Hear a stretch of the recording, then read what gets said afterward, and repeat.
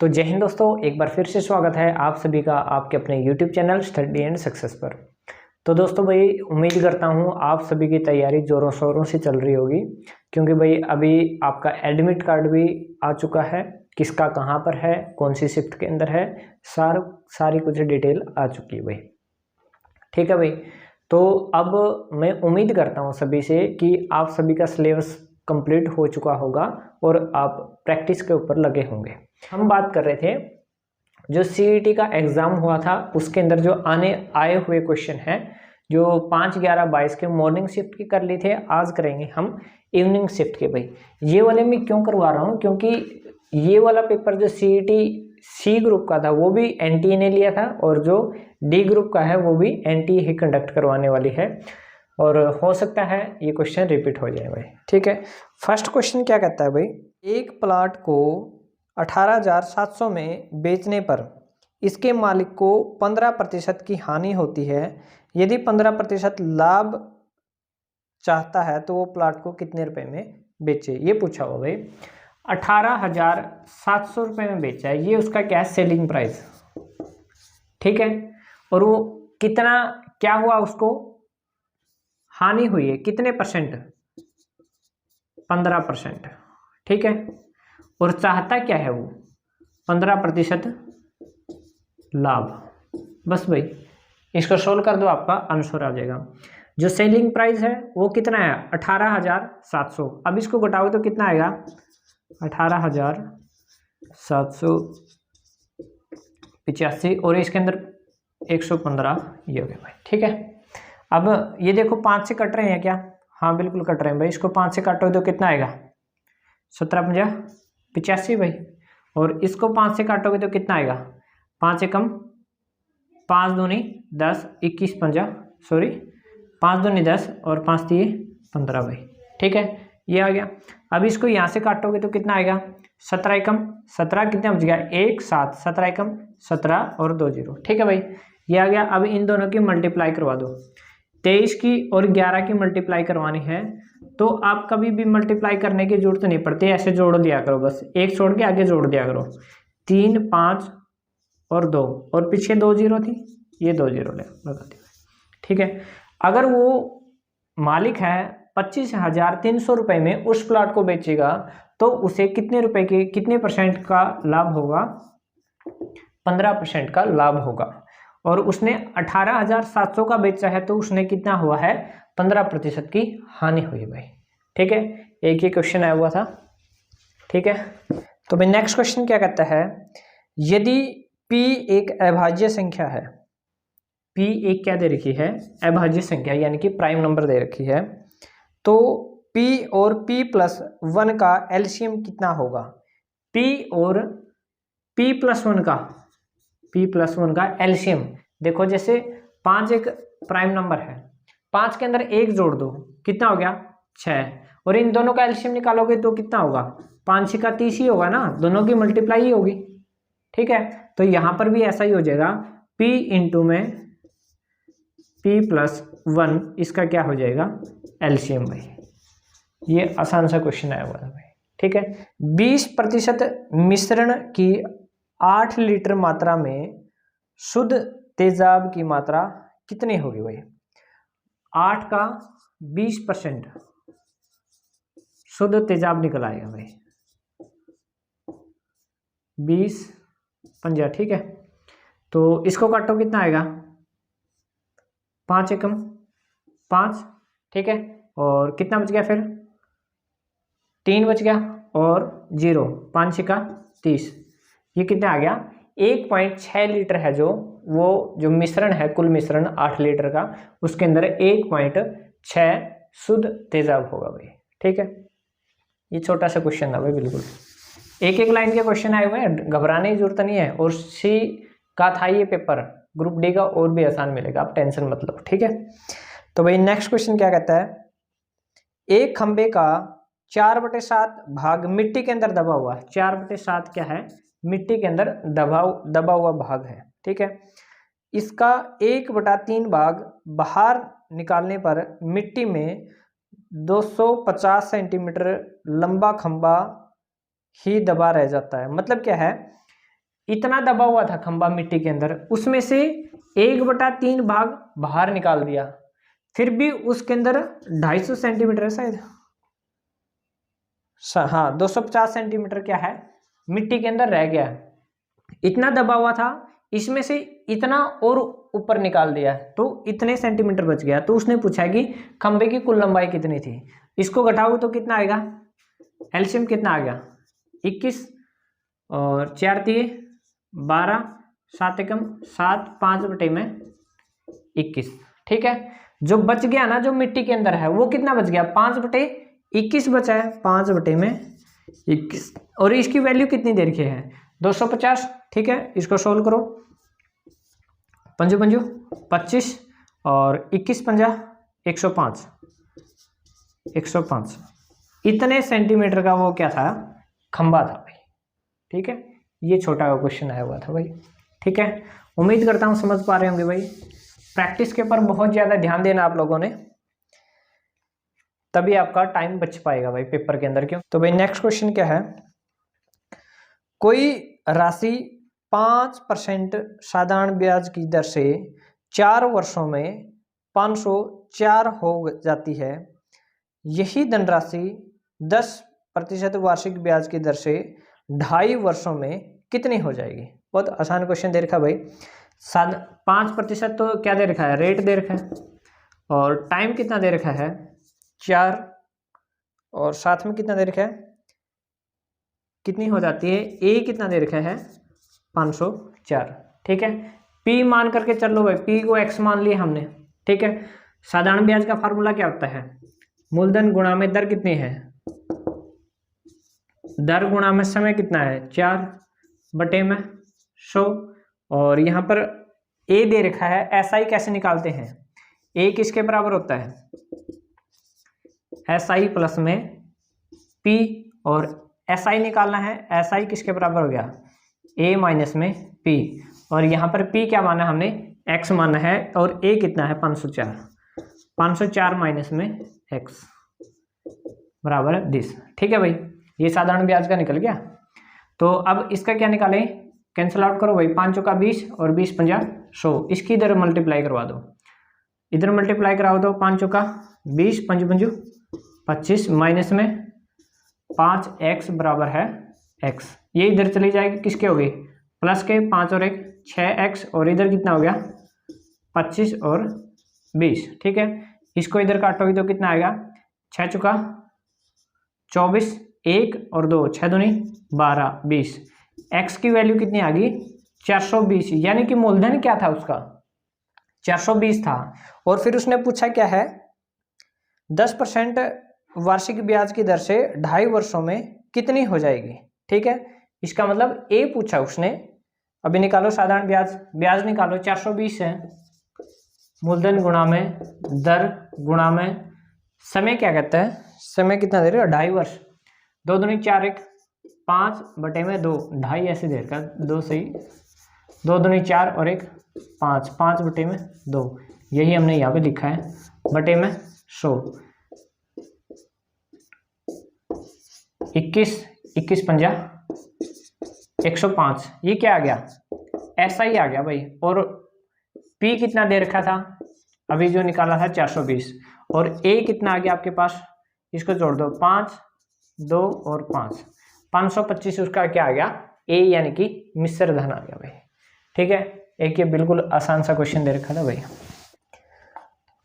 दो संख्याएं 17:45 में दे रखी हैं, यदि छोटी संख्या का 1/3, लिख लो साथ में, 17:45 में दे रखी है। ठीक है, छोटी संख्या का 1/3, छोटी संख्या का इसको इस अनुपात में दे रखी है ना, तो 17x हो गई है का 1/3। ठीक है, बड़ी संख्या के 1/5 भाग से 15 कम है, बड़ी संख्या के 1/5 से कितना कम है, 15 कम था। ये क्या है 15 कम है। अगर इसके अंदर 15 जोड़ देंगे तो ये दोनों बराबर नहीं हो जाएंगे, दोनों संख्याएं।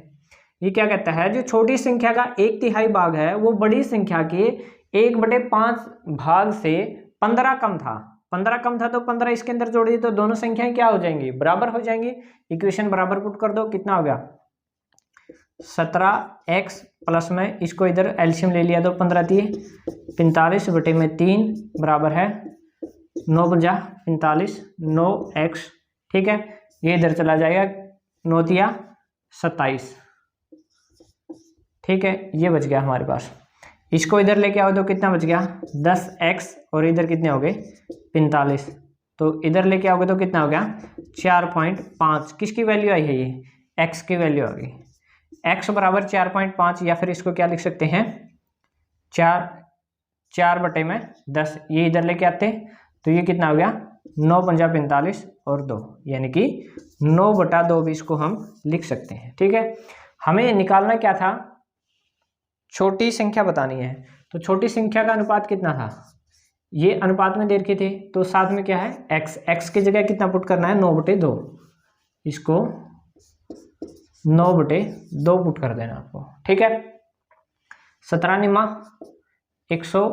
153/2, इसको काट दो कितना आएगा 7 दूनी 14 और कितने बच गए 76 1/2। ये आ गया भाई आपकी छोटी संख्या। अगर बड़ी संख्या पूछी होती तो गुणा में कितना कर देते 9/2।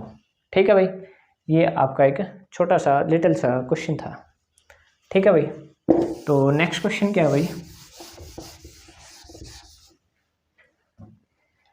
नेक्स्ट क्वेश्चन क्या कहता है 1 प्लस में, बिल्कुल इजी क्वेश्चन है, 1 डिवाइड में। ठीक है, 1 डिवाइड में 1 प्लस में 1 डिवाइड में 1 प्लस में 1 डिवाइड में 1 प्लस 1 डिवाइड में 3, ये सभी ब्रैकेट बन गए। ठीक है, इसको कहाँ से सोल्व करते हैं, कोका भागो योग या फिर बोर्ड मास के तरीके से, जो हमने पहले वाले चैनल के ऊपर वीडियो डाल रखी है भाई बोर्ड मास की। ठीक है, तो इसको सोल्व करोगे कितना आएगा, पहले क्या करते हैं डिवाइड करते हैं, तो डिवाइड करोगे तो 1 प्लस में 1/3, इसको कैसे लिखोगे 3 और 1 यानी कि 4/3, ये अंदर का सारा कितना आ गया 4/3 के बराबर। 4/3 1/1 के डिवाइड में 4/3 करना है, 1 डिवाइड बाई 4/3, 3 कहाँ चला जाएगा ऊपर, यानी कि 4/3 था, 1 के डिवाइड में करोगे तो ये कितना हो जाएगा 3/4, ये इतना हो गया 3/4 और प्लस में 1 है, तो इसकी इधर मल्टीप्लाई कराओगे तो कितना हो गया, क्योंकि एलसीएम लेना अपने को, एलसीएम आ गया 4 और 4 और 3 कितने हो गए 7, क्योंकि 4 की इधर मल्टीप्लाई 4 एकम 4, 4 और 3 7, 7/4 आ गया। फिर यहाँ तक का कंप्लीट हो गया 7/4। अब देखो 1 डिवाइड बाई 7/4, 1 डिवाइड बाई 7/4, तो 4 कहाँ चला जाएगा ऊपर, यानी कि 4/7 आ गया। फिर प्लस में क्या दे रखा है 1 दे रखा है, प्लस में 1 कर दो, एलसीएम 7 आ गया। फिर ऐसे मल्टीप्लाई 7 प्लस में 4/7 कितना आ गया 11/7। फिर क्या दे दिया 1 डिवाइड बाई 1 बाई ये वाला 11/7, 7 कहाँ चला जाएगा ऊपर, यानी कि 7/11 आपका राइट आंसर आ जाएगा भाई। ठीक है, तो भाई नेक्स्ट क्वेश्चन क्या कहता है, एक धनराशि पर 2 वर्ष का साधारण ब्याज 660 दे रखा है। जैसे हम SICI के अंदर क्वेश्चन निकालते थे तो 2 वर्ष का साधारण ब्याज कितना दे रखा है उसने 660 दे रखा है। और साधारण ब्याज क्या कहता है, जो हर साल समान रहता है। ये 2 साल का है तो 1 साल का कितना रहा होगा, इसको काटोगे तो 330, 1 साल का 330, दूसरे साल का भी 330। ठीक है, और आगे क्या कहता है, उसी दर पर चक्रवर्ती ब्याज दे दिया 696.30 दे दिया चक्रवर्ती ब्याज। ठीक है, तो इसके अंदर चक्रवर्ती ब्याज इतना दे देगा और साधारण ब्याज इतना है, तो साधारण ब्याज को घटाओगे तो कितना बचेगा, ये घटा दो तो 0.30 और ये कितना आ गया 6 और 3। यानी कि अगर कोई टर्म दे रखी है, कोई भी मूलधन दे रखा है, उसका पहले साल का साधारण ब्याज, दूसरे साल का साधारण ब्याज, अगर चक्रवर्ती ब्याज निकालोगे तो इसके ऊपर भी इंटरेस्ट लग जाएगा भाई, किस रेट से लगी है वो। ठीक है, यहां से हम इसका क्या निकाल सकते हैं, रेट। तो कितने आई है 36.30। ये किस हिसाब से आया है ये, वो अपने को चेक करना है। 330 का कितने प्रतिशत, 36 पॉइंट कितने प्रतिशत, x बटे में 100% था ना, तो 36.30 होगा, ये पूछा इसने। ठीक है, इसको काट दो भाई, अगर कट रहा है तो इसको काट दो। ठीक है, और इसको काटोगे तो कितना आएगा 33 से कम, 33 कितने बट गए 3 और 3 पॉइंट में 1। ठीक है, 1.1 और इंटू में 10 है, और इंटू में 10 कराओगे तो कितना हो जाएगा, ओनली ये बच जाएगा, क्योंकि 1.1 की मल्टीप्लाई अगर 10 के साथ कराओगे तो कितना आ जाएगा 11, आपका राइट आंसर आ जाएगा भाई। ठीक है, और ABC मिलकर किसी काम को 6 दिन में पूरा करते हैं। A + B + C किसी काम को 6 दिन में पूरा करते हैं। A या B अकेला उस काम को 16 दिन में करता है। A भी 16 दिन में करता है, B भी उसी काम को 16 दिन में करता है। ठीक है, नेक्स्ट क्या कहता है, C उस काम को अकेला कितने दिन में पूरा करेगा। 16 दूनी 32, 16 दिए 48, और 48 आ जाएगा शायद।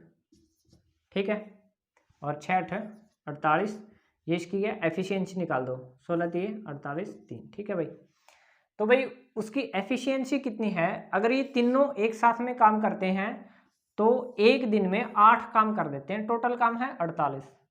ठीक है, जो A + B + C ये एक दिन में 8 काम करते हैं, तभी वो क्या है काम, टोटल काम कितने हैं 48 है, तभी तो वो 6 दिन में कंप्लीट कर देते हैं। ये इसकी एक दिन में काम करने की कैपेसिटी आ गई, एफिशिएंसी आ गई भाई। ठीक है, और A कितना निकालता है भाई, एक दिन में 3 करता है, B भी कितना करता है 3 करता है, तो A की कितनी है 3, B की भी कितनी है 3, अगर 3 और 3 कितने हो गए 6, 6 इसके अंदर से घटा देंगे तो C = 8 - 6 यानी कि 2।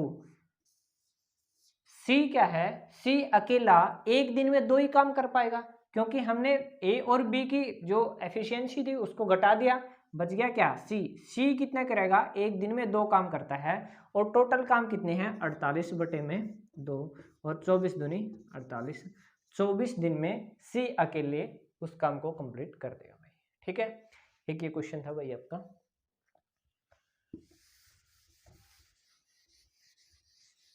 तो भाई नेक्स्ट क्वेश्चन क्या कहता है आपका,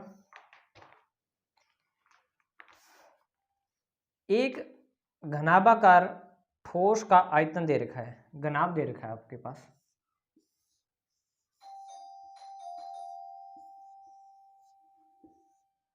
ये आपके पास क्या दे रखा है, घनाभ दे रखा है भाई। ठीक है, घनाभ का आयतन कितना दे दिया उसने 210। घनाभ का आयतन क्या होता है L × में B × में H = 210 भाई, ये दे दिया।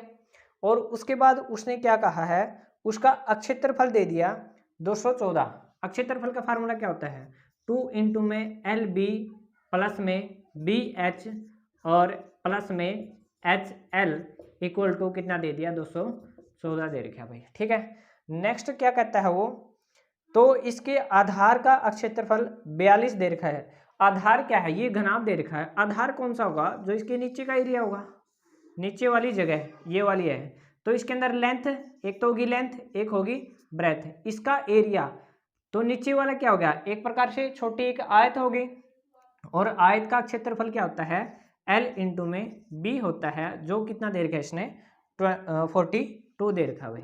ठीक है, तो L × B का हमें पता चल गया कितना 42, L × B की जगह हम 42 पुट कर देंगे, तो ये क्या हो गया 42 × में H = ये आ गया भाई। ठीक है, H की वैल्यू निकालोगे तो कितना आएगा 210 बटे में 42, 21 दूनी कितना हो गया 42, ये कितने बच गया आपके पास 10 और 10 को 2 से काटोगे तो कितना आएगा? 5 आ जाएगा। हेलो बेटा, जाओ कर लो, काम कर लो बेटा, ठीक है। तो ये कितना आ गया? 5 आ जाएगा, यही था ना। तो h की वैल्यू कितनी आ गई हमारे पास? 5 आ गई। और b की, और l इंटू बी कितना था? 42 था। अब यहां से भी इसके टुकड़े कर सकते हो, 6 सते 42। लेंथ आ गई आपकी 6, और सॉरी b होगी आपकी 6 और लेंथ आ गई आपकी 7। 6 5 6 7, ये आपके क्या आ जाएंगे? आंसर आ जाएंगे। l वहां पर है 7, b है वहां पर 6 और h है वहां पर 5 भाई। ये आपका राइट आंसर आ जाए भाई, ठीक है। उम्मीद करता हूँ समझ पा रहे होंगे भाई। नेक्स्ट क्वेश्चन क्या दे रखा है भाई? एक और बिल्कुल छोटे छोटे क्वेश्चन दे रखे हैं भाई, इनके ऊपर ज्यादा टाइम नहीं लगेगा, ठीक है। तो नेक्स्ट क्वेश्चन क्या कहता है भाई आपका? दो संख्याएं किसी एक तीसरी संख्या से क्रमशः 30% और 37% कम है। दो संख्याएं हैं किसी तीसरी संख्या से, तीसरी संख्या को अगर हम 100 मान लेते हैं, c 100 है, तो b दे रखा है वो कितने प्रतिशत कम है? 37% कम है। 100 का 37% घटाओगे तो 37 घटा दो, 100 में से 37 घटाओ तो कितने बच गया? 63। और जो a है वो कितना है? 30% कम, तो कितना आ जाएगा? 70 आ गया भाई, ठीक है। और नेक्स्ट पूछा क्या है उसने? दूसरी संख्या पहली संख्या से कितने प्रतिशत कम है। जो दूसरी संख्या है पहली संख्या से कितने प्रतिशत कम? पहले तो इसका डिफरेंस देखो कितना आएगा? 7। और किससे कम है? 70 से, गुणा में 100। 0 से 0, 7 एकम 7, यानी कि 10%। ये क्या है? बी ए से कम है भाई। एक ही क्वेश्चन आया हुआ था भाई, ठीक है। तो एक और क्वेश्चन देख लो भाई, फटाफट कर दे रहो अब तो। नेक्स्ट क्वेश्चन क्या कहता है आपका? दूध और पानी के मिश्रण में दूध और पानी का अनुपात 4:3 दे रखा है। दूध और मिल्क और वाटर का 4:3 दे रखा भाई, ठीक है। और नेक्स्ट क्या कहता है? इस मिश्रण में 6 लीटर पानी और डालने पर इसका अनुपात 8:7 हो जाता है, तो मिश्रण में दूध की मात्रा कितनी है? तो कितना हो जाता है? 8:7 हो जाता है। और कितना दूध मिला है? कितना दूध मिला है या पानी मिलाया है? पानी मिलाया है। तो पानी मिलाया तो यहाँ पर 6 लीटर, यानी कि क्या है? मिल्क तो उतना ही रहेगा, मिल्क कितना रहेगा? उतना ही रहेगा। यहाँ पर 4 था ना, तो यहाँ पर भी 4 ही कर लो, इसको 2 से डिवाइड करवा दो, क्योंकि दूध तो उतना ही रहेगा ना जितना था, क्योंकि हमने क्या मिलाया है? पानी मिलाया है, ठीक है। तो इसको 2 से डिवाइड कराओगे तो कितना हो जाएगा? ये 4 हो गया, इसके बराबर हो गया, ठीक है। इसके बराबर करने के लिए किया मैंने 2 से डिवाइड, इसको 2 से डिवाइड कराओ तो कितना आएगा? 3.5 आ गया भाई, ठीक है। अब इनका डिफरेंस देखो, ये वाला तो सेम आ गया, इसमें कोई दिक्कत नहीं। अब इसके अंदर कितना चेंजमेंट हुआ है? 0.5 का चेंजमेंट हुआ है, ठीक है। और कितने लीटर पानी मिलाया है? 6 लीटर। ये किसके बराबर हो जाएगा? 6 लीटर के बराबर। तो 1 यूनिट किसके बराबर हो जाएगी? 6 दूनी 12, क्योंकि ये आधा लीटर था, सॉरी आधे यूनिट किसके बराबर है? 6 लीटर के। और 1 यूनिट किसके बराबर होगी? 12 लीटर के बराबर हो जाएगी। और इसने पूछा क्या था आपसे? आपसे पूछा है दूध की मात्रा कितनी है, तो 1 यूनिट की वैल्यू कितनी है? 12, और 4 यूनिट की वैल्यू कितनी हो जाएगी? 12 चौके 48। तो ये आपके पास राइट आंसर हो जाएगा भाई। उम्मीद करता हूँ वीडियो आपको पसंद आई होगी। आप लगातार प्रैक्टिस करते रहें भाई। अब आपको ये नहीं देखना कि टाइम कितनी देर आपने पढ़ लिया, अब तो आपको लगातार पढ़ते रहना और पढ़ते रहना है। तो थैंक यू दोस्तों। अगर आपने चैनल को सब्सक्राइब नहीं किया तो चैनल को सब्सक्राइब जरूर कर लें। Thank you. जय हिंद, जय भारत।